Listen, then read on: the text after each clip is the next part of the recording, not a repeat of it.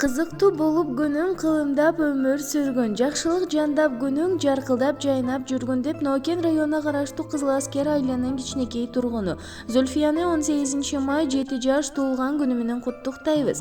Өмүрдүн жыйнап жылдарын, бакытың чачып нурларын, бактылуу болуп дайыма өтөй бер жашоо жыргалын. Ардактуу Зульфия, сага кең келечек, бактылуу балалык каалайбыз. Эмне тилек кылсаң баары орундалып, аманчылыкта, ден соолукта биздин бактыбызга бар бол деп эжеси Адина, абасы Ыктыяр, апасы Алмакан жана жалпы бир туугандары куттукташат. Акактай жайнаган саатыңдан, алтыным жан кызым